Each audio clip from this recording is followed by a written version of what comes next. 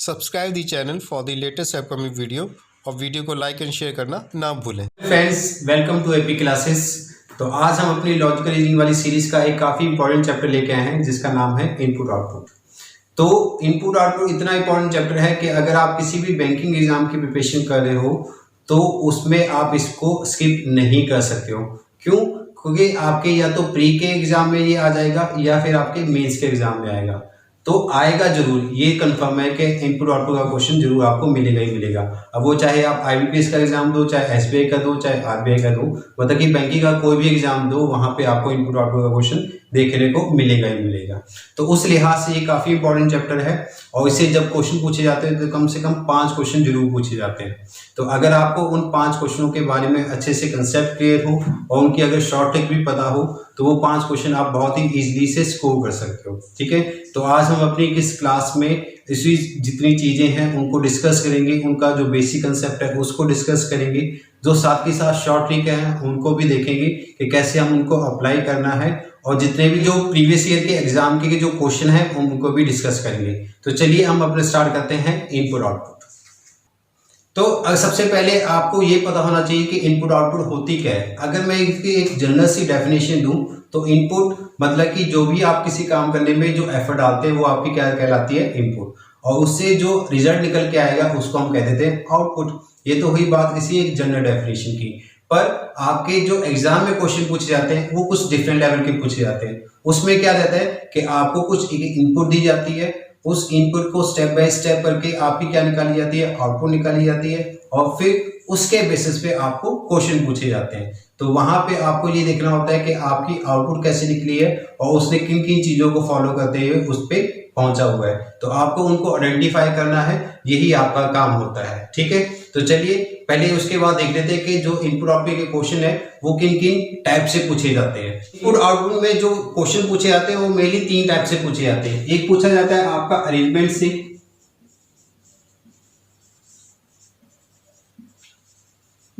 एक पूछा जाता है आपका शिफ्टिंग से, और एक पूछा जाता है आपका मशीन कोडिंग से।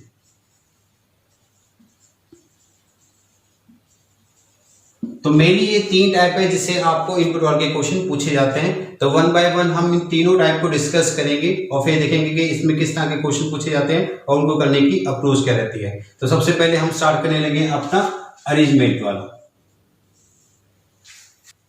तो जो हमारी जो सबसे पहली टाइप है अरेंजमेंट वाली, उसमें क्या रहता है कि जो आपकी आउटपुट रहेगी उसमें सभी नंबरों को या तो इंक्रीजिंग फॉर्म में अरेंज कर देगा या डिक्रीजिंग फॉर्म में अरेंज कर देगा। अगर अल्फाबेट ले रहा है तो अल्फाबेट को या तो छोटे से बड़ा तक लेके जाएगा या बड़े से छोटे तक लेके जाएगा। अगर वो नंबर ले रहा है तो नंबर को या तो छोटे से बड़ा लेके जाएगा या फिर बड़े से छोटा लेके जाएगा। कई बार वो दोनों चीजों को मिक्स कर देता है, मतलब कि आपका अल्फाबेट और नंबर उन दोनों को कंबाइन करके बना देता है, और फिर उस पे आउटपुट कैसे निकाल देती है, या तो अल्फाबेट को इंक्रीजिंग करेगा या फिर आपके नंबर्स को इंक्रीज करेगा, या एक को इंक्रीज करेगा या एक को डिक्रीज कर देगा। मतलब कि कुछ इस तरह से आपकी अरेंजमेंट रहती है। तो आपको बस उन्हीं चीजों से अंदाजा लग जाएगा कि ये मेरा अरेंजमेंट का क्वेश्चन है। तो जैसे ही आपका अरेंजमेंट का क्वेश्चन कंफर्म हो गया फिर हम उस पर देखेंगे कि उस टाइप के क्वेश्चन को सॉल्व कैसे करना है। ठीक है, तो वहां के उसके समझने के लिए हम यहाँ पे एक एग्जाम्पल ले लेते हैं ताकि आपको वो चीज समझ आ जाए। तो यहाँ पे हमने एक क्वेश्चन लिया है ताकि आपको अरेंजमेंट का क्वेश्चन समझ आ जाए। तो यहाँ पे सबसे पहले उसने क्या दिया है, एक इनपुट दी है, फिर उसके कुछ स्टेप दिए गए हैं और फिर लास्ट में उसने लिखा है कि step 7 is the last step. तो जिस वाले स्टेप पे भी ये बोले कि this step will be the last step, तो यानी कि वो लास्ट स्टेप ही आपकी क्या होगी, आउटपुट होगी। ठीक है, कि जो आपका लास्ट स्टेप होगा वही क्या होगी, आपकी आउटपुट होगी।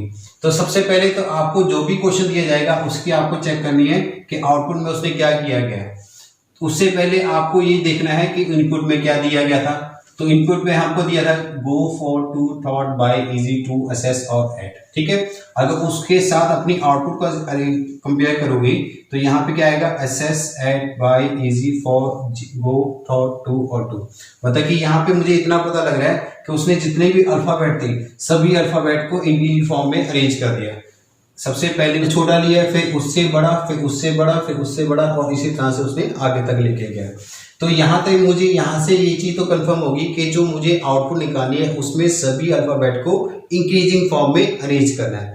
तो यहाँ से किससे पता लगेगा, ये आपकी आउटपुट से, या ये कह लें कि आपका जो लास्ट स्टेप होगा वहां से आपको ये चीज कंफर्म होगी। उसके बाद आपको ये चेक करना है कि उसने हर स्टेप में क्या क्या चेंजेस किए हैं। तो पहले आप ये देखिए कि जो आपको इनपुट दी गई थी उसके कंपैरिजन में फर्स्ट स्टेप में क्या चेंजेस नजर आ रहे हैं। तो अगर आप ध्यान से देखोगे कि आपका जो सबसे पहला जो असेस वर्ड है उसने फर्स्ट पॉइंट पे लगा के रख दिया है, और बाकी सभी अल्फाबेट को एज इट वैसे लिख दिया जैसे कि वो लिखे हुए थे। फिर उसके बाद सेकेंड स्टेप में क्या किया, असेस के बाद उसने एट लिख दिया है। अब वैसे तो दोनों का अल्फाबेट क्या था, सेम था, पर ऐड को बाद में इसलिए लिखा गया क्योंकि अगर ये दोनों अल्फाबेट सेम हो तो हम उनके नेक्स्ट अल्फाबेट पे जाते हैं, और यहाँ पे सी है और यहाँ पे टी है। तो मुझे पता है कि टी से पहले सी आता है, तो इसलिए उसने एस को पहले उठाया और ऐड को बाद में उठाया। फिर थर्ड स्टेप में क्या किया, उसने बी को ले आया थर्ड। उसके बाद फोर्थ स्टेप में क्या किया, इजी को। फिर फिफ्थ स्टेप में आपके एफ को, फिर सिक्स स्टेप में आपके जी को, और लास्ट स्टेप में उसने किसको उठा लिया, डॉट को उठा लिया। तो इसी तरह से उसने क्या किया, हर स्टेप में एक एक वर्ड को उठाया, और सबसे पहले शुरुआत उसने क्या की है, सबसे छोटे अल्फाबेट से। तो यहां से आपको दो चीजें पता लगी कि आपको जो आउटपुट निकालनी है उसमें सभी अल्फाबेट को इंक्रीजिंग फॉर्म में अरेंज करना है। दूसरी चीज कि हर स्टेप में हम सिर्फ एक ही वर्ड को उठाएंगे और सबसे शुरुआत किससे करेंगे, अपने छोटे अल्फाबेट से। ठीक है, तो इसका काम बस इतना ही था ताकि आपको ये दोनों चीजें क्लियर हो जाए। अब इसके बेसिस पे आपको डिफरेंट टाइप ऑफ क्वेश्चन पूछेगा, तो आपको बस जो मेथड उसने यहाँ पे लगाया उसी मेथड को अपने उन इनपुट पे लगाना होगा। तो चलिए इसी के बेसिस पे कुछ क्वेश्चन को डिस्कस करते हैं। तो यहाँ पे उसने एक क्वेश्चन दिया है आपको कि यहाँ पे आपको एक इनपुट दे रखी है और उस इनपुट के बेसिस पे पूछता है कि बताइए इस इनपुट का फोर्थ स्टेप क्या होगा। अब इस क्वेश्चन को करने का एक तरीका तो ये हुआ कि जैसे आपको गिवन क्वेश्चन में हर स्टेप लिख के दिया गया था, वैसे मैं इस वाली इनपुट का भी सभी स्टेप को लिख दूं, पर वो काफी लेंथी मेथड हो जाएगा और आपके पास इतना एग्जाम में टाइम नहीं होता कि चीजों को इतना ज्यादा आप एक्सपेंड करके लिखें। तो आपको क्वेश्चन को बहुत जल्दी करना होता है और कम समय में भी करना होता है। ठीक है, तो उसके लिए आपको इसको शॉर्ट मेथड से करना पड़ेगा। तो वो शॉर्ट मेथड क्या है जिससे मेरा क्वेश्चन ये जल्दी से हो जाए, तो चलिए आज को समझते हैं। अब देखिए, आपको जो पिछला वाला क्वेश्चन गिवन था उसमें आपको ने क्या देखा था कि आपको आउटपुट में क्या करना है, सभी अल्फाबेट को इंक्रीजिंग फॉर्म में अरेंज करना है, पहली बात तो ये, और हर बार आपको सिर्फ एक ही वर्ड उठाना है। तो यहाँ पे भी हम वही चीज को अप्लाई करेंगे, पर एक हमारे सिंपल और शॉर्ट मेथड से। तो उसके लिए आपको क्या करना पड़ेगा, जो भी आपके वर्ड हैं उसका फर्स्ट अल्फाबेट को हाईलाइट कर लीजिए, हाईलाइट कर लिया। अब इसके बाद आपको क्या करना है, सबसे छोटे नंबर से उठाना है। तो सबसे छोटे नंबर के लिए आप क्या करोगे, सभी को उनकी पोजीशन के हिसाब से नंबरिंग कर दोगे। तो हमें पता है सबसे पहले क्या आता है, ए आता है, पर ए मेरा दो वर्ड में है। तो अगर दो वर्ड में है तो आपको क्या करना पड़ेगा, उसको सिप कर दोगे और उसके बाद उसके अगले वाले अल्फाबेट पे चले जाओगे। अब यहाँ पे क्या है, ए के बाद यहाँ पे आ है और यहाँ पे क्या है, टी है। तो देखिए आर पहले आता है कि टी आता है, तो हमें पता है कि आर पहले आता है, तो इसलिए पहले हम इस वर्ड को उठाएंगे और फिर किसको उठाएंगे, इस वर्ड को उठाएंगे। ठीक है, ये वाली चीज होगी। अब ए के बाद क्या आएगा, हमें पता है एफ, ये थर्ड हो जाएगा। फिर उसके बाद क्या आएगा, एच, ये क्या आ जाएगा आपका फोर्थ। फिर किसको उठाएंगे, आपका फिफ्थ, फिर सिक्स्थ और लास्ट में किसको उठाएंगे, इससे। ठीक है, तो इस तरह से अगर आप नंबरिंग कर दोगे तो आपको ये पता हो जाएगा कि मुझे किसको पहले उठाना है और किसको बाद में उठाना है। यहां तक हमारा काम हो गया। अब शुरुआत करते हैं क्वेश्चन करने की। तो सबसे पहले जैसे हमें पता है सबसे पहले छोटा अल्फाबेट उठाना है, तो सबसे छोटा अल्फाबेट हमें पता है कि अराउंड है, तो इसको हम पहली जगह पे ले आए और ये क्या हो गया, मेरा फर्स्ट स्टेप हो गया। तो अगर फर्स्ट स्टेप को लिखना है तो कैसे लिखोगे, अराउंड को फर्स्ट पोजीशन पे, बाकी सारे अल्फाबेट वैसे ही लिखे जाएंगे जैसे कि उसने गिवन है, यानी कि पहले स्टोरी आएगा, फिर फॉर आएगा, फिर ऑन आएगा, फिर बाज आएगा, फिर ही आएगा, फिर एट आएगा।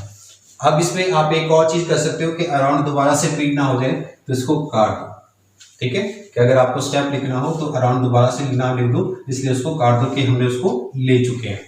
तो पहला स्टेप हो गया हमारा।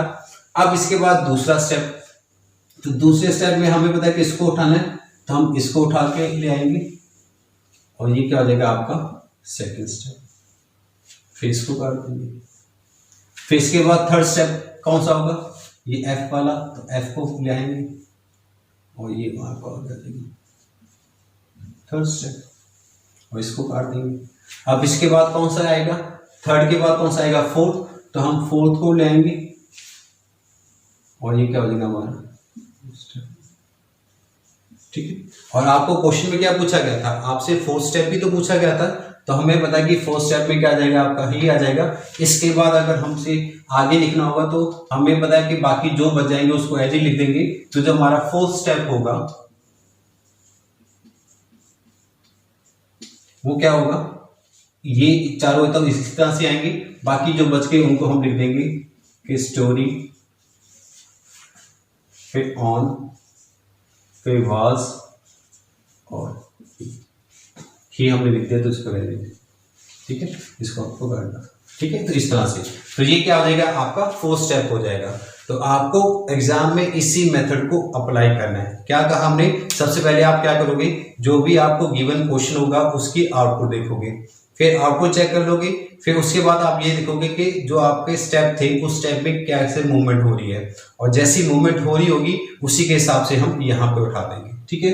तो जो भी पहले आएगा उसको हम पहले लिख देंगे, उसके बाद जो बाद में आएगा उसके हिसाब से हम उसको ले लेंगे। चलो उसी वाली मेथड के बेसिस पे हम एक और क्वेश्चन ले लेते हैं ताकि ये चीज आपको अच्छे से समझ आ जाए। तो अब यहाँ पे हमने एक और क्वेश्चन लिया है, अब इसमें भी उसी मेथड को अपनाना है जो कि हमने पहले अपनाया था। अब इसमें हमने क्या करना है कि यहाँ पे भी हम सभी जो वर्ड हैं उनके फर्स्ट अल्फाबेट को हाईलाइट कर लेंगे, क्योंकि यहाँ भी हमको क्या करना है, इंक्रीजिंग फॉर्म में अरेंज करना है, और सबसे पहले किसको उठाना है, सबसे छोटे अल्फाबेट को। तो यहाँ पे सबसे छोटा अल्फाबेट कौन सा है, ए, तो यहाँ पे मेरा ये आ जाएगा फर्स्ट, फिर ए के बाद क्या आ जाएगा एफ, ये आपका सेकंड आ जाएगा, फिर ये आ जाएगा आपका थर्ड, और फोर्थ कौन सा आएगा आपका ओ आएगा। पर ओ तो वाले आपके दो हैं, तो फिर उसकी बजाय हम उनके जो नेक्स्ट वाला वर्ड है उसको, जो अल्फाबेट है उसको चेक कर लेंगे। अब इसमें वी है और इसमें क्या है एन है, तो मुझे पता है एन पहले आता है, तो ये मेरा क्या आ जाएगा फोर्थ, फिर इसके बाद क्या आएगा फिफ्थ, और लास्ट में क्या आ जाएगा आपका थर्ड, ठीक है। तो ये तो रही मेरी नंबरिंग होगी, तो अब इस हिसाब से मुझे अरेंज कर देना है। मुझसे ये पूछा जा रहा है कि भाई कौन सा वाला स्टेप है जो कि इसका लास्ट होगा। तो सबसे पहले हम क्या करेंगे, सबसे पहले हम ऐड को उठाएंगे, और ऐड मेरा इस वाली पोजीशन पे आ जाएगा, तो ये मेरा क्या आ जाएगा फर्स्ट स्टेप, इसको काट देंगे। इसके बाद किसको उठाएंगे, सेकंड वाले को, तो सेकंड पे आपका एफ है, तो यहाँ पे इसको फॉर को उठाएंगे, ये क्या आ जाएगा आपका सेकंड स्टेप, इसको काट देंगे। फिर इसके बाद किसको लेके आएंगे जी को, तो जी आ जाएगा यहाँ पे, ये आ जाएगा थर्ड हो जाएगा। फिर इसके बाद किसको लेके आएंगे फोर्थ वन को, तो फोर्थ कौन सा है आपका,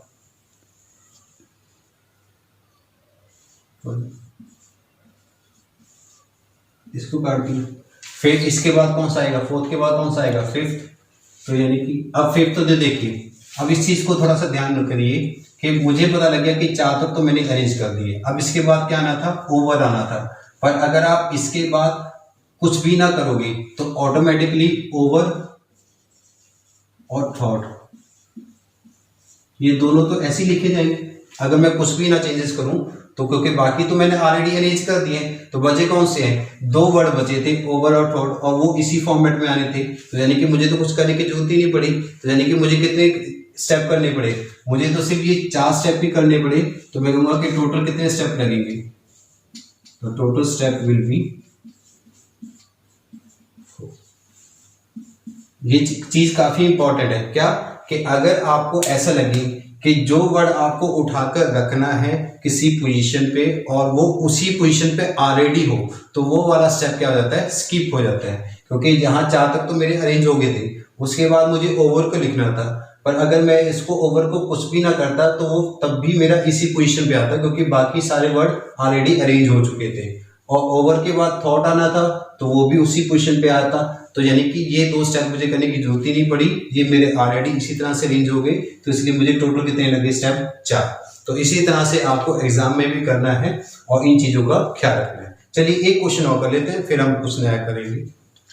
तो यहाँ पे हमने एक और क्वेश्चन लिया है, पर इसमें आपको क्या दे रखा है, इस पे इनपुट नहीं दी गई है, इसमें आपको स्टेप नंबर 3 दिया गया है और स्टेप नंबर 3 देने के बाद उसमें ये पूछा गया है कि बताइए what will be the input, कि मतलब कि इस स्टेप 3 को देख के आपको ये बताना है कि बताइए इनपुट कौन सी होगी।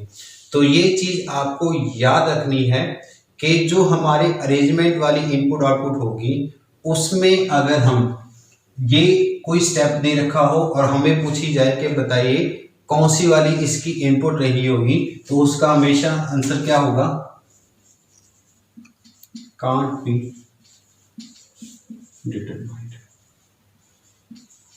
ठीक है, कि जो अरेंजमेंट वाली होगी जिसपे आपको इंक्रीजिंग या डिक्रीजिंग फॉर्म में अरेंज करना होगा और उसमें आपको कोई स्टेप देके ये पूछ लिया जाए कि बताइए इसकी इनपुट क्या होगी, तो उसका हमेशा आंसर क्या होगा, कांट बी डिटरमाइंड। अब कांट बी डिटरमाइंड क्यों आया, क्योंकि आपको नहीं पता कि कौन सा वाला वर्ड मैंने किस वाली पोजीशन से उठाया। ठीक है, तो आपको तो कोई आइडिया नहीं है कि भाई मैंने एंड को कहां से उठाया या पैड को कहां से उठाया या ऑन को कहां से उठाया, तो आपको उनकी लोकेशन तो पता ही नहीं थे, इसलिए हम इसकी इनपुट नहीं बता सकते हैं। कुछ क्वेश्चन होंगे जिसमें हम बता सकते हैं, पर वो अरेंजमेंट वाला क्वेश्चन नहीं होगा जिसमें आपको इंक्रीजिंग या डिक्रीजिंग फॉर्म में अरेंज करके बताना होगा। तो जब इस चीज को याद रखिएगा अच्छे से कि अरेंजमेंट वाले क्वेश्चन में जहां पे आपको इंक्रीजिंग या डिक्रीजिंग वाला फॉर्मेट दे रखा होगा और उसमें आपको स्टेप देके आपसे ये पूछा जाए कि बताइए इसकी इनपुट क्या होगी, तो उसका हमेशा आंसर क्या होगा, कांट बी डिटरमाइंड। कहीं कंफ्यूज मत हो जाइए और इसकी इनपुट कोई ऐसी मत लगा दीजिएगा, इसकी इनपुट नहीं निकाल सकते हैं। ठीक है, इसका हमेशा आंसर क्या आएगा, कांट बी डिटरमाइंड। तो इस चीज को याद रखिए। अब हमने अरेंजमेंट के इंक्रीजिंग और डिक्रीजिंग वाले मेथड को समझ लिया है कि जब अगर अरेंजमेंट में हमें इंक्रीज करके या डिक्रीज करके देगा तो हमें किस तरह से करना है। अब अरेंजमेंट में एक और तरह के क्वेश्चन में पूछा जाता है जिसमें आपको 2 चीजों में डिवाइड किया गया, उसको इनवर्ड और आउटवर्ड। ठीक है, कि जो आपका अरेंजमेंट वाला है उसमें एक तो मैंने आपको ये बताया कि अरेंजमेंट वाले में या तो आपको इंक्रीज करके या डिक्रीज करके पैटर्न दे देगा। ठीक है, एक उसमें होगा आपका इनवर्ड और आउटवर्ड, जिसमें कि मैक्सिमम टाइम आपसे क्या पूछा जाता है, आउटवर्ड वाला। अब आउटवर्ड वाले में भी आगे 2 तरह से होगा कि या तो आपकी लेफ्ट साइड से अरेंजमेंट करेगा या फिर आपकी राइट साइड से अरेंजमेंट करेगा। ठीक है, ये क्या करेगा, या तो लेफ्ट साइड से अरेंजमेंट करेगा या फिर आपके राइट साइड से अरेंजमेंट करेगा। कैसा मतलब कि अगर लेफ्ट साइड से अरेंजमेंट करेगा तो यहाँ पे पहले ए, फिर दूसरे वाले में बी, फिर ऐसे सी, फिर डी, फिर ई, इस तरह से करेगा। अगर राइट वाले में करेगा तो फिर ऐसी, फिर पी क्यू आर एस। मतलब कि आउटवर्ड वाले में जो आपकी स्टेप होगा उसके बाहर, मतलब कि जो लेफ्ट होगा उस वाली जगह पे आपको अल्फाबेट को अरेंज करता जाएगा, या फिर जो आपका स्टेप होगा उसके जो राइट साइड होगी उस साइड से अपने अल्फाबेट को अरेंजमेंट करेगा, या फिर कई बार क्या कर देता है कि दोनों साइड से कर देता है, लेफ्ट साइड से भी कर देता है, राइट साइड से भी कर देता है। तो हम अब इन टाइप के क्वेश्चनों को डिस्कस करने लगे कि अरेंजमेंट में जब आउटवर्ड वाला होगा तो उस तरह के क्वेश्चनों को कैसे सॉल्व करना है, और वो हमारे जो पिछले वाला जो हमने समझा उससे क्या चीज डिफरेंट रहेगी और किन चीजों का ध्यान रखना है। इसके बाद हम इनवर्ड वाला करेंगे, पर इनवर्ड वाला बहुत कम बार पूछा जाता है, पर फिर भी हम इसको जरूर डिस्कस करेंगे। पर हम अभी इसको अच्छे से समझेंगे क्योंकि ज्यादातर जो एग्जाम में जो अभी क्वेश्चन पूछे जा रहे हैं वो इस वाले पैटर्न से जरूर पूछे जा रहे हैं, तो अब इस वाले मेथड को हम अच्छे से समझते हैं। ठीक, तो अब हमने यहाँ पे आउटवर्ड वाले का एक एग्जाम्पल ली है, तो देखते हैं कि उस वाले का पिछले वाले जो हमारी टाइप की थी उससे क्या डिफरेंस रहेगा। तो यहाँ पे देखिए, यहाँ पे आपको एक इनपुट दी है, उसके बाद उसके स्टेप दिए गए हैं और आपको कहा गया है कि स्टेप 6 दी लास्ट स्टेप, कि जो हमारा 6 स्टेप है वो आपका लास्ट स्टेप है। तो जैसा कि हमने उसमें किया था वैसे ही हम इसमें चेक करेंगे कि भाई इसने लास्ट स्टेप में क्या किया है। तो अगर आप ध्यान से देखिए कि ऊपर आपको जो वर्ड दिए गए थे bad, cat, good, other, have और के, उसके कंपैरिजन में अब जब लास्ट वाला स्टेप चेक करोगे तो आप देखोगे कि यहाँ पे क्या किया है, other, have, good, cake, cat और बैड, यानी कि एक तरह के उसने क्या किया, सभी अल्फाबेट को डिक्रीजिंग फॉर्म में अरेंज किया है। तो सबसे लास्ट में उसने यहाँ पे क्या करके दिखाया है कि सबसे बड़ा, फिर उससे छोटा, फिर उससे छोटा, फिर उससे छोटा, और इस तरह से, ठीक है। पर इसका जो हमारी पिछली वाली टाइप से उससे क्या डिफरेंस है, तो अगर आप ध्यान देखें, अब ये जो डिफरेंस दिखेगा वो आपको दिखाई देगा आपके स्टेप में। अब यहाँ पे अगर हम जब पिछले वाले के हिसाब से चले तो सबसे पहले तो क्या आना चाहिए था, पहले सबसे बड़ा आना चाहिए था, फिर उसके बाद क्या आना चाहिए था, उससे छोटा, उससे छोटा, इस तरह से चलना चाहिए था। पर यहाँ पे उसने देखिए कि पहले वाले के कंपेरिजन में उसने क्या किया है, सब कुछ उसने सेम रखा है, मतलब कि सिर्फ उसने क्या किया है, बैट को तो उसने यहीं पे रखा है, पर उसके हिसाब से उसने क्या किया है, जो अदर था उसको कहाँ पे लाया, इस वाली पोजीशन पे लाया, और बाकी सब जगह पे उसने बाकी सब चीजों को अच्छे रखा, ठीक है। फिर दूसरी स्टेप में क्या किया, यहाँ पे उसने क्या लिख दिया, केक, और फिर बैट यहाँ पे, और फिर उस हिसाब से फिर यहाँ पे क्या लिखा है, कैट, फिर यहाँ पे लिखा है गुड, फिर यहाँ पे लिखा है हैव, और यहाँ पे लिखा है अदर। तो यानी कि ये आपकी अरेंजमेंट की आउटवर्ड सीरीज का लेफ्ट वाला मेथड है। कैसे, अगर आप ध्यान से देखिए कि स्टेप 1 में यहाँ पे क्या है बी, फिर क्या है सी, फिर यहाँ पे भी सी है। अब यहाँ पे कैट को क्या बाद में लिया है, क्योंकि हमें पता है कि भाई टी से पहले क्या आता है, के आता है, तो सी और ए तो इन दोनों में सेम थे, पर के आपसे टी से छोटा है तो इसलिए इसको पहले ले लिया। फिर उसके बाद कैट, फिर जी, फिर एच, फिर ओ, मतलब कि उसने जो आउटवर्ड सीरीज का जो लेफ्ट वाला मेथड है उसको लगाया, और उसने हर स्टेप में सिर्फ क्या किया है, एक ही चीज को चेंज किया है। यहाँ पे अदर और बैट को रखा था, फिर केक को रखा था, फिर कैट को, फिर गुड को, फिर एप को और अदर को, यानी कि उसने सिर्फ लेफ्ट साइड में चेक किया है। आपको क्या करना है, एक बार राइट साइड में भी चेक करना है कि क्या राइट साइड में भी कोई चेंजेस आ रहे हैं। पर यहाँ पे अगर आप देखो कि यहाँ पे केक है, यहाँ पे हैव है, यहाँ पे भी हैव है, यहाँ पे भी हैव है, अदर है, बैट है, यानी कि यहाँ पे उसने कोई चेंजेस नहीं किए। सिर्फ जो चेंजेस सिर्फ आपको दिख रहे हैं वो कहाँ पे दिख रहे हैं, लेफ्ट साइड वाले से चेंजेस दिख रहे हैं। तो यहाँ से आपको इस क्वेश्चन को देखने पे बाद आपको दो चीजें पता लगी। एक तो जो मेरा लास्ट स्टेप होगा उसमें सभी अल्फाबेट क्या होने चाहिए, डिक्रीजिंग फॉर्म में अरेंज होने चाहिए।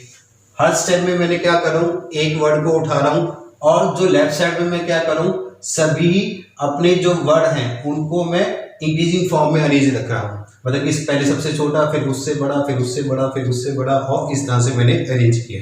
तो ये दोनों चीजें काफी इंपॉर्टेंट है, क्योंकि इन्हीं को हम अपने आगे वाले क्वेश्चन में जो इससे रिलेटेड होगा उसमें यूज करेंगे। तो ये चीज क्लियर हुई। चलिए फिर इसके बेसिस पे कुछ क्वेश्चन करते हैं। तो अब हमने उसी जो आपने अभी जो चीज देखी उसी के बेसिस पे एक क्वेश्चन लिया है। अब इसमें आपको क्या देखा है कि आपको एक इनपुट दे रखी है, और उस इनपुट के बेसिस पे आपसे ये पूछता है कि how many step are required to obtain the output. मतलब कि आपसे ये क्वेश्चन पूछ रहा है कि जो आपको इनपुट दी गई है उसको अगर हम स्टेप बाय स्टेप निकले तो कितने स्टेप लगेंगे उसकी आउटपुट निकालने में। तो यहाँ पे देखिए, यहाँ पे मैं और एक शॉर्ट ट्रिक बताने जा रहा हूँ आपको, उस चीज को ध्यान से समझिएगा कि जो अरेंजमेंट का आउटवर्ड वाले में लेफ्ट और राइट वाला होगा, अगर उसमें आपको नंबर ऑफ स्टेप पता करने हैं अपनी आउटपुट निकालने के लिए, मतलब कि आपकी आउटपुट निकालने के लिए कितने नंबर ऑफ स्टेप लगेंगे, उसको फाइंड आउट करने का कितना ही आसान तरीका बताने जा रहा हूं मैं। तो उसका मेथड क्या होगा, टोटल नंबर ऑफ एलिमेंट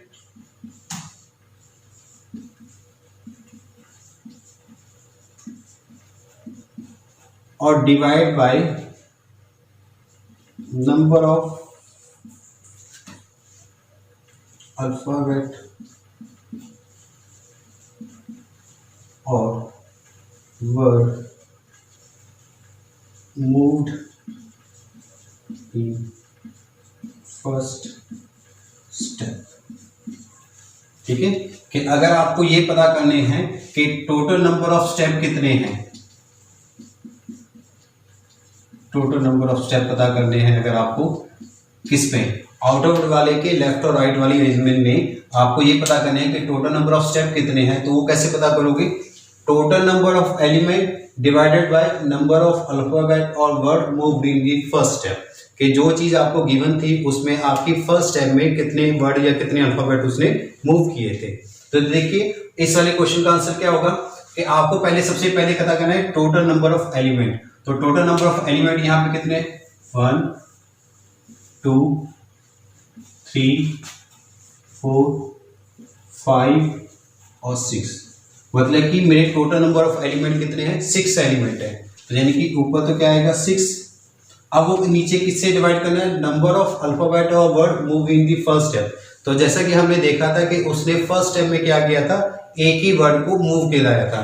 तो यानी कि इसको किससे डिवाइड करेंगे, 1 से। तो 6 डिवाइडेड बाय 1 कितना हो जाएगा, यहाँ पे 6 स्टेप, है ना, काफी इजी। क्या आपका क्या आगे यही तो पूछा था कि how many step are required to obtain the output, तो हम कहेंगे कितने स्टेप लगेंगे, 6 स्टेप लगेंगे। कैसे, दोबारा समझिए, आप क्या करोगे, total number of element count करोगे और उसको डिवाइड करोगे किससे, जो आपको गिवन क्वेश्चन था उसमें आप देखोगे कि जो फर्स्ट स्टेप था उसमें उसने कितने वर्ड या अल्फाबेट को मूव करवाया था। अगर एक को करवाया था तो हमने 1 से डिवाइड कर दिया। अगर मान लीजिए वहां पे क्या होते, 2 होते, यानी कि 2 वर्ड उसने मूव करवाए होते, तो फिर मैं उसको 2 से डिवाइड कर देता, तब फिर मेरे नंबर ऑफ स्टेप कितने हो जाते, 3 हो जाते। मतलब कि जितने टोटल नंबर ऑफ एलिमेंट होंगे उसको आप किससे डिवाइड करोगे, जितने उसने वर्ड मूव करवाए होंगे अपने फर्स्ट स्टेप पे। तो ठीक है, तो जब भी आपको आउटवर्ड का लेफ्ट या राइट वाला अरेंजमेंट वाला क्वेश्चन आएगा, अगर उसमें आपसे ये पूछता है कि बताइए इसके टोटल स्टेप कितने होंगे, तो उसको आप बड़ी इजीली और बड़ी ही जल्दी ही पता कर सकते हो। कैसे, total number of element divide by number of alphabet और word moving the first step. ठीक है, अब यहाँ पे हमने एक और क्वेश्चन लिया है, इसमें आपको क्या देखा है, एक इनपुट दे रखी है और उसमें फिर पूछा जा रहा है कि which word is third from right in the step number 3, कि आपको बताना है कि जो इस इनपुट का स्टेप नंबर 3 होगा उसका राइट साइड से थर्ड वर्ड आपको बताना है कि वो कौन सा होगा। तो देखिए इस तरह के क्वेश्चन को आपको कैसे सॉल्व करना है। अब सेम आपको वैसे ही करना है जैसे कि हमने बिल्कुल पहले वाले में अपनाया था। कैसे, कि यहाँ पे सबसे पहले जितने भी वर्ड हैं उनकी नंबरिंग कर देंगे अकॉर्डिंग टू उनकी पोजीशन। जैसे कि हमें पता है कि सबसे लास्ट में हमको क्या करना है, इनको डिक्रीजिंग फॉर्म में अरेंज करना है। तो यानी कि सबसे पहले आपका बड़ा, फिर उसके बाद छोटा, फिर उसके बाद छोटा, इस तरह से करना है आपको। तो सबसे पहले तो यहाँ पे इनकी पोजीशन लिखते हैं। जैसे सबसे पहले क्या आएगा, बी आएगा, तो ये फर्स्ट आएगा।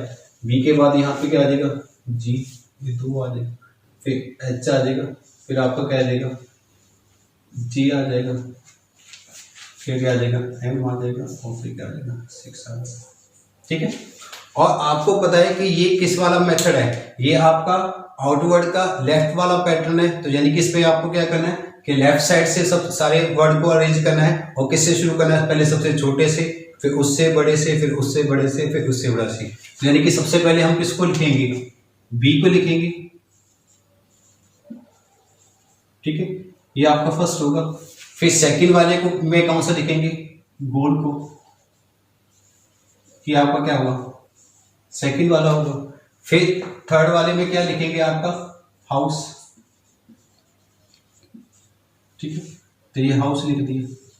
ठीक है, इस तरह से लिख दिया कि आपका पहले क्या आया था, बी आया होगा, फिर सेकंड वाले में क्या आया होगा, गोल आया होगा, और थर्ड वाले में क्या आया होगा, हाउस आएगा। और इन वाले वर्ड को आप काट भी सकते हैं कि बी को काट देते हैं, जी को काट देते हैं और एच को काट देते हैं। ठीक, काट दिया। अब इसके बाद तो बाकी सारे अल्फाबेट वैसे ही आ जाएंगे जैसे कि वो लिखे हुए हैं। तो यानी कि यहाँ पे क्या आ जाएगा, रेड, मैट, और फिर लास्ट में जॉय। ठीक है, इस तरह से कि हमने क्या किया, दोबारा से समझिए कि जितने भी नंबर ऑफ अल्फाबेट थे उनको हमने उनकी पोजीशन के हिसाब से नंबरिंग कर दी। फिर हमने देखा था कि ये मेरा लेफ्ट वाला पैटर्न है, तो लेफ्ट वाला पैटर्न है तो यानी कि सारे अल्फाबेट को मैंने लेफ्ट साइड से अरेंज किया है। कहाँ से, सबसे पहले सबसे लेफ्ट साइड में पहले स्टेप में सबसे छोटा, फिर उसके बाद उससे बड़ा, फिर उससे बड़ा, फिर उससे बड़ा, इस तरह से हमने अरेंज करते गए हैं। तो यानी कि ऑब्वियस ही बात है, पहले स्टेप में क्या आएगा, आपका ब्लाइंड आएगा, फिर सेकंड स्टेप में क्या आ जाएगा, उसके आगे गोल आ जाएगा, फिर थर्ड स्टेप में उसके आगे क्या आ जाएगा, हाउस आ जाएगा, और ये मेरा थर्ड स्टेप होगा। और उसके बाद बाकी के जो अल्फाबेट है या बाकी के जो वर्ड है वो एज इट लिखे जाएंगे जैसे कि वो हैं। तो इस हिसाब से आपसे ये पूछा गया था which word is third from the right in the step number 3। तो ये मेरा स्टेप नंबर 3 है और इसका राइट साइड कौन सा है, ये वाला है, और इसके राइट साइड से थर्ड वर्ड कौन सा बन रहा है आपका, रेड। तो ये मेरा क्या बन रहा है, red is the third word from the right side in the step number 3। ठीक है, तो यही चीज को आपको डिफरेंस रखना है पिछले वाले पैटर्न के हिसाब से। ठीक है, चलिए अब यहाँ पे हमने एक और क्वेश्चन लिया है। अब इस पे क्या दे रखा है, आपको ये कॉम्बिनेशन है अल्फाबेट और नंबर दोनों का। अब यहाँ पे आपको एक इनपुट दी गई है, उसके बाद कुछ स्टेप दिए गए हैं और फिर आपको बोला गया है कि step 6 is the last step. तो यानी कि जो हमारा जो 6 स्टेप है वही हमारी क्या है, आउटपुट है। अब अगर आउटपुट को देखें और इनपुट के साथ कंपैरिजन करें तो यहाँ से हमें एक पता लगेगा कि जितने भी नंबर हैं उसको तो उसने क्या कर दिया, इंक्रीजिंग फॉर्म में अरेंज किया है। दूसरी चीज कि जितने भी अल्फाबेट थे उन सभी को उसने इंक्रीजिंग फॉर्म में अरेंज किया है। कि अगर आप देखो कि स्टेप 6 में क्या किया है, जितने भी नंबर थे उनको इंक्रीजिंग फॉर्म में अरेंज किया है और जितने भी अल्फाबेट थे उनको भी इंक्रीजिंग फॉर्म में अरेंज किया है। तो यानी कि मेरी आउटपुट में भी मुझे ये करना होगा कि जो भी मुझे नंबर और जो भी अल्फाबेट दे रखे होंगे उनको इसी फॉर्म में अरेंज करना होगा। ये बात हुई मेरी आउटपुट की।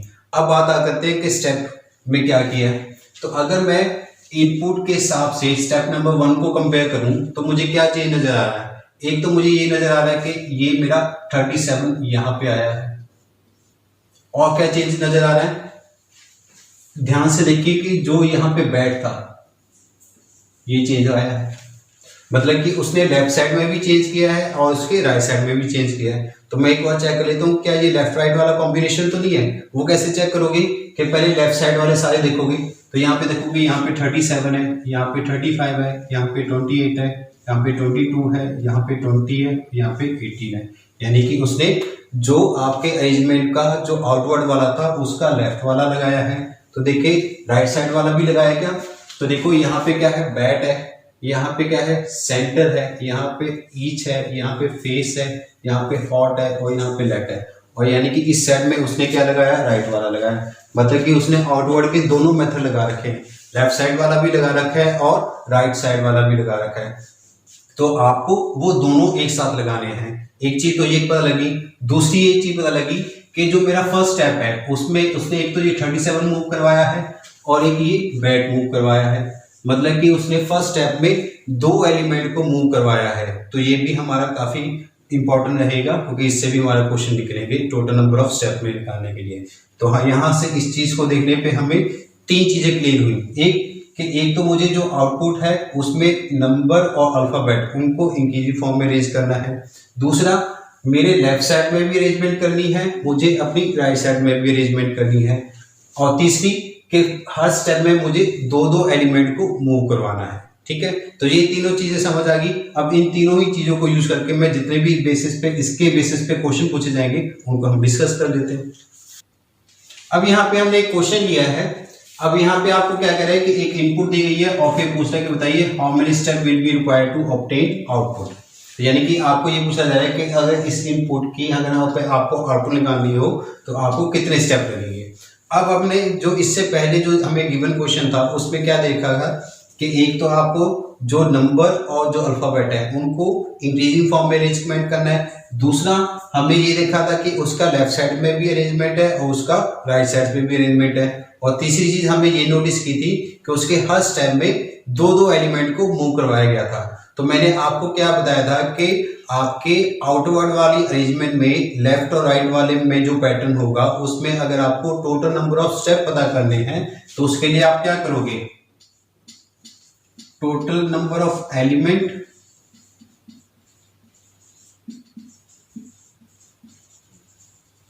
और डिवाइड बाय नंबर ऑफ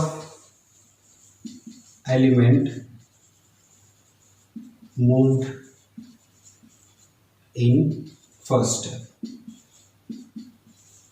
ठीक है, तो यहां पे देखिए यहां पे कितने हैं, 1 2 3 4 5 6 7 8 9 10 11 12 13 और 14। ठीक है, तो यानी कि टोटल नंबर ऑफ एलिमेंट कितने हैं, 14। तो यानी कि यहाँ पे तो कितना आ जाएगा, 14। फिर number of element moving the first step, तो यानी कि वहां पे हमने देखा था कि फर्स्ट स्टेप में कितने एलिमेंट मूव कर रहे थे, 2 एलिमेंट मूव कर रहे थे। तो यानी कि यहाँ पे कितना आ जाएगा, 2। तो ये 2 से कितना निकल के आएगा, 7। तो हम कहेंगे कि भाई अगर इस इनपुट की अगर आपको आउटपुट निकालनी हो तो टोटल नंबर ऑफ स्टेप कितने लगेंगे, 7। ठीक है, तो देखो सेकंड भी नहीं लगा आपको इस क्वेश्चन का आंसर निकालने में। ठीक है, चलिए तो यहाँ पे हमने एक और क्वेश्चन लिया है, इसमें आपको एक इनपुट दे रखी है और आपसे ये पूछा जा रहा है कि what will be the fourth element from the right hand in the step number 4। मतलब कि जो स्टेप नंबर 4 होगा उसके राइट हैंड से फोर्थ एलिमेंट कौन सा होगा। तो जैसा कि हमने अपने गिवन क्वेश्चन में देखा था कि उसने राइट साइड में अपने क्या किए थे, अल्फाबेट अरेंज किए थे, और अल्फाबेट को भी उसने कैसे किया था, पहले सबसे छोटा, फिर उससे बड़ा, फिर उससे बड़ा, फिर उससे बड़ा, इस तरह से वो मूव करा था। मतलब कि इंक्रीजिंग फॉर्म में उसने मूव करवाया था। तो आपको सारा कुछ लिखने की जरूरत नहीं है। अब आपको पता है कि आपको सिर्फ राइट हैंड से चाहिए, तो यानी कि लेफ्ट हैंड के लिखने की जरूरत नहीं है। अब मुझे पता है कि सबसे पहले तो मेरा कौन सा आया होगा, सबसे छोटा वाला अल्फाबेट। तो सबसे छोटा वाला अल्फाबेट इनमें से कौन सा आ रहा है, देखिए। अब यहाँ पे देखिए आपका एक तो जी है, एक आपका डब्ल्यू है, एक सी है, एक आपका ओ है, एक आपका टी है, एक डी है और एक एन है। तो इसके हिसाब से जो सबसे छोटा बनता है वो कौन सा बनता है, सी। तो ये क्या आ जाएगा आपका फर्स्ट। फिर उसके बाद सेकंड कौन सा आ जाएगा आपका डी। फिर डी के बाद कौन सा आ जाएगा आपका जी, और जी के बाद फोर्थ कौन सा आ जाएगा आपका एन। ठीक है, तो आपको फोर्थ स्टेप भी चाहिए थे। तो मुझे पता है कि पहले मेरा क्या आएगा आपका, यहाँ पे आएगा आपका कॉल्ड, ये फर्स्ट में आएगा, ये फर्स्ट वाले में। सेकंड वाले में क्या होगा, कॉल्ड यहाँ पे आ जाएगा और सेकंड पे आगे आ जाएगा आपका डी, ये सेकंड वाले में आ जाएगा। थर्ड वाले में क्या होगा, ये कॉल्ड वहां यहाँ पे आएगा, डी यहाँ पे आ जाएगा, और थर्ड पे कौन सा आएगा आपका गुप्ता वाला। ठीक है, और फोर्थ वाले में क्या आ जाएगा, इसी के साथ क्या लग जाएगा नेक्स्ट। तो इसको आपको अलग अलग लिखने की जरूरत नहीं है, ये तो मैंने सिर्फ आपको बताने के लिए कि कैसे पैटर्न में आया होगा कि सबसे पहले कॉर्ड आया होगा, फिर उसके बाद डी आया होगा, फिर डी के बाद जी आएगा, और जी के बाद नेक्स्ट वाले में क्या आ जाएगा नेक्स्ट। उसको मैंने एक साथ लिख दिया। तो यानी कि आपके जो राइट साइड में से जो फोर्थ स्टेप में बनेगा वो ये वाला पैटर्न बनेगा। तो आपका फोर्थ स्टेप बन गया लास्ट से राइट साइड से, और राइट साइड से आपको कौन सा एलिमेंट पूछा गया, फोर्थ एलिमेंट पूछा गया। तो यहाँ से फोर्थ एलिमेंट कौन सा बन रहा है, 1 2 3 और 4, और ये क्या मेरा होगा फोर्थ एलिमेंट होगा। तो इसलिए मेरा आंसर क्या आ जाएगा, called will be the fourth element from the right hand in the step number 4। ठीक है, तो इस तरह से आपको ये क्वेश्चन कर रहे हैं।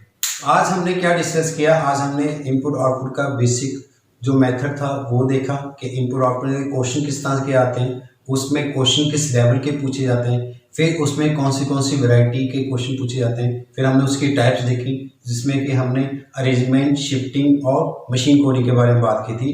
पर हमने सिर्फ आज जो डिस्कस किया वो क्या किया है, अरेंजमेंट वाला किया है। अरेंजमेंट में हमने सबसे पहले क्या किया था कि अगर आपका जो आउटपुट है अगर इंक्रीजिंग और डिक्रीजिंग फॉर्म में किया जाए तो किस तरह से करना है। फिर हमने उसका सेकंड पार्ट किया कि अगर अरेंजमेंट में ही अगर आपका आउटवर्ड वाला पैटर्न होगा और उसमें भी अगर आपके लेफ्ट और राइट वाले होंगे तो उस तरह के क्वेश्चन को कैसे करना है। ठीक है, इसके बाद आपका इनवर्ड और शिफ्टिंग और फिर मशीन कोडिंग रह गया है, और उसको हम नेक्स्ट वीडियो में डिस्कस करेंगे, क्योंकि फिर अगर इसी में डालूंगा तो वो बहुत ज़्यादा कॉम्प्लिकेटेड सा हो जाएगा। ठीक है, तो आज आपको क्या करना है, जितने भी हमने वैरायटी ऑफ क्वेश्चन डिस्कस किए उनको अच्छे से समझना है, एक एक चीज़ को ध्यान से पढ़ना है। अगर कोई चीज़ नहीं समझ आ रही है तो उसको दोबारा रिपीट करके देखिएगा। ठीक है, जैसा कि मैंने पहले स्टार्टिंग में कहा था कि ये काफ़ी इंपॉर्टेंट चैप्टर है, तो इसको आपको इग्नोर नहीं करना है। ठीक है, और जितने भी आपको क्वेश्चन मिलेंगे, चाहे खुद से मिले, चाहे आप किसी बुक से लीजिए, चाहे किसी इंटरनेट से निकालिए, कहीं से भी आपको क्वेश्चन मिले उनको सॉल्व करके देखिए। जो हमने शॉर्ट ट्रिक वगैरह आपको बताई है उनको अप्लाई करने की कोशिश कीजिएगा। फिर हम आपको मिलेंगे नेक्स्ट वीडियो में इसके सेकंड पार्ट के साथ। तब तक अपना ख्याल रखिए और अपने आप को सेफ रखिए।